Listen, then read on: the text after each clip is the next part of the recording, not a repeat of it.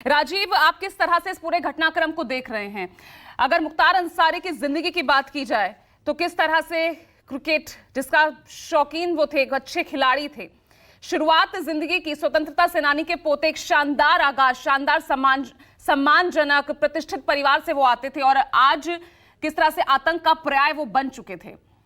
ये सफर आप किस तरह से देख रहे हैं? क्या ये माना जाए कि यहां पर गैंगस्टर से लेकर और साथ ही उसके साथ जो राजनीतिक जो गठजोड़ रहा है, एक अंत हो गया इस युग का?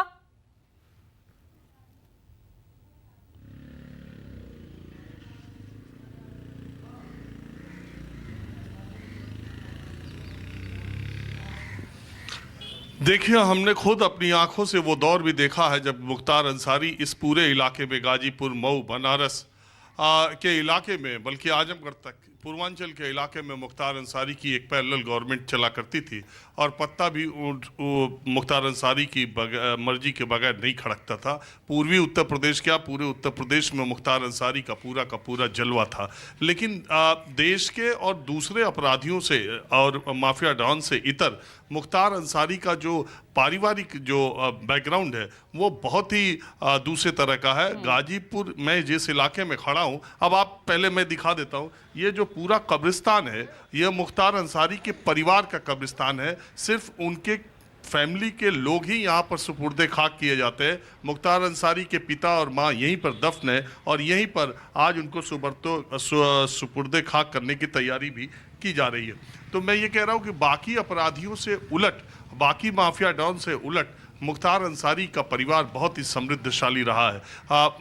स्वतंत्रता आंदोलन के पहले 1927-28 में मुख्तार अंसारी के दादा डॉक्टर मुख्तार अंसारी भारतीय राष्ट्रीय कांग्रेस अध्यक्ष थे। आप इतिहास की किताबों को उठाकर देखेंगे तो द्वितीय गोलमेज सम्मेलन महात्मा गांधी लंदन जा रहे थे, उसमें वो चाहते थे डॉक्टर अंसारी भी उनका साथ दें। अगर आप दरियागंज दिल्ली में जाएंगे तो वहाँ पर अंसारी रोड है उन्हीं के नाम पर और एक बड़ा सा बंगला भी मुख्तार अंसारी परिवार का वहाँ पर है। दूसरी बात, सुबहानुल्लाह अंसारी जो कि उनके पिता मुख्तार अंसारी के पिता थे, इस पूरे इलाके में उनको एक तरह से गांधी, गाजीपुर का गांधी या मोहम्मदाबाद का गांधी कहा जाता था। यहाँ के नगर निगम का, नगर पालिका का निर्विरोध चेयरमैन का चुनाव वो जीता करते थे और उनकी अपनी एक बहुत बड़ी प्रतिष्ठा थी। इस परिवार की प्रतिष्ठा को मैं कहता हूँ धूमिल करने का काम अगर मुख्तार अंसारी ने किया तो गलत नहीं है।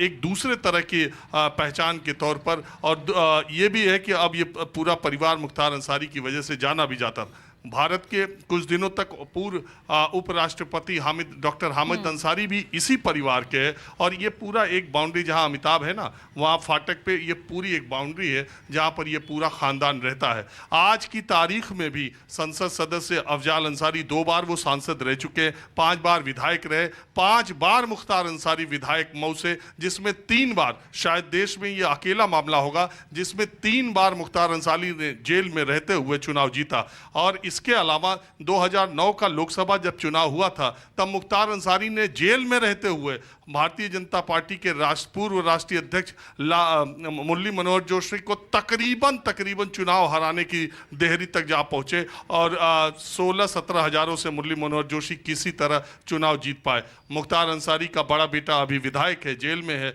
पत्नी अफशा अंसारी, उनके ऊपर 75,000 रुपए का इनाम है, वो अभी फरार है। और इस तरह की स्थिति, जिस मुख्तार अंसारी का जलवा इस पूरे पूर्वांचल में एक वक्त मैंने बताया पैरेलल गवर्नमेंट चलती थी, आज ये स्थिति है कि मौत होने के तमाम कारण बताए जा रहे हैं। परिवार वाले कह रहे हैं मुख्तार अंसारी 4-5 दिनों से लगातार इस बात की शिकायत कर रहे थे कि उनके खाने में जहर दिया गया या चला नहीं जा रहा, बोला नहीं जा रहा, तमाम तरह की दिक्कतें थी। एक बार इलाज करा के उनको वापस जेल ले आया गया, फिर दोबारा तबीयत खराब हुई तब मेडिकल कॉलेज लाया गया, उनको बड़े अस्पताल मुख्तार अंसारी को लाया जा सकता था, यह आरोप है। दूसरी तरफ लगातार 19-20 वर्षों से जेल में रहने की वजह से मुख्तार अंसारी के स्वास्थ्य में गिरावट भी आई थी और रोज़ा रखने की वजह से डॉक्टर के मुताबिक हार्ट अटैक से मृत्यु हुई है। तो कुल मिलाकर एक क्रिकेटर, एक 6 फुट 2.25 इंच का व्यक्ति, जो कि बहुत ही खूबसूरत कद काठी का व्यक्ति था और जो बहुत ही अच्छा निशानेबाज, बहुत ही अच्छा खिलाड़ी था, वो गाजीपुर के स्थानीय झगड़ों में शामिल होकर एक गुट में शामिल हुआ और उसके बाद अपराध की दुनिया में इतना तेजी से आगे बढ़ा कि अपराध की ऐसी कोई धारा नहीं है जो मुख्तार अंसारी पर चस्पा ना हो। जितनी उम्र है उससे ज़्यादा कहीं मुकदमों की संख्या है। 62 साल की उम्र में का मौत हुई है और मुकदमों की संख्या 65 है और जेल में रहते हुए भी मुकदमे लगातार मुकदमों की संख्या उतनी ही थी जो जेल में बाहर रहते हुए थी।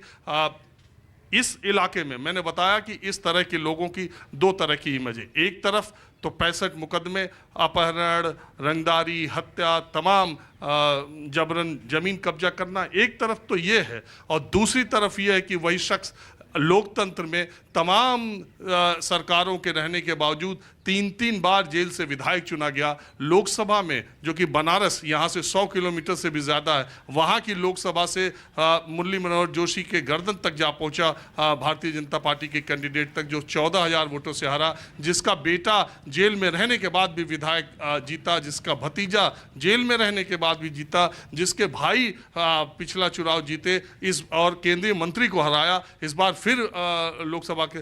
तो एक जो मसीहा की, एक जो रॉबिन हुड की, एक जो गरीबों की मदद करने वाले की, एक जो गरीबों के मजलूमों के खिलाफ जो शोषण लोग करते हैं उनके खिलाफ खड़ा होने की एक छवि है, वो भी मुख्तार अंसारी ने साइमल्टेनियसली बनाई, और दूसरी तरफ एक बाहुबली की भी। और इसी के बीच जीवन का सफ़र सबका ख़त्म होता है, मुख्तार अंसारी का भी ख़त्म हो गया और सबकी तरह अब सुपुर्दे खाक उसी ज़मीन में आज मुख्तार अंसारी का भी सफ़र समाप्त होगा ज़िंदगी का, जो यहीं मोहम्मदाबाद से निकलकर उत्तर प्रदेश के सबसे बड़े माफिया डॉन तक पहुंचा।